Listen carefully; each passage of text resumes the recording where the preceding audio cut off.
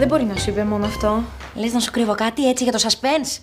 Μα τι μπορεί να είναι αυτό το τόσο σοβαρό που συμβαίνει? Αλάχ, ο Μαρή μου κοντρολερή Νίκα η Μπετμεσλέρ. Θεία, ποιος να χάσει τον έλεγχο και γιατί? Τι ξέρεις? Τίποτα δεν ξέρω. Τίποτα. Θα σας τα πούν όταν έρθουν. Να πάω να δω αν κοιμούνται τα παιδιά.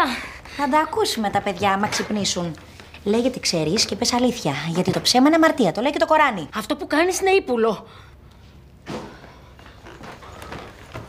Τι πάθατε? Ρώτα την αδερφή σου. Αυτό μάλλον θα το συνηθίσεις. Ελπίζω να μην παρατήσει αμάδικα την πρόβα. Χέσε μας, Ρετζέ, με την πρόβα. Χέσε μας, Ρετζέ, με την πρόβα, την άκουσες? Μας στέλνουν όλους εδώ. Αν δεν με πιστεύεις, πάρε τον πατέρα σου τηλέφωνο. Ηρεμήστε και οι δύο.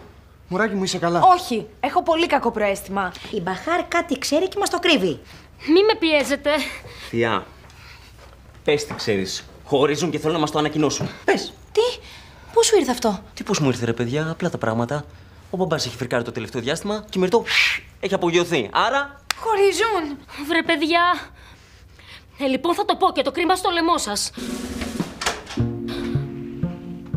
Αλάχ, σε ευχαριστώ. Παιδιά, από εδώ η ευθυμία. Γεια.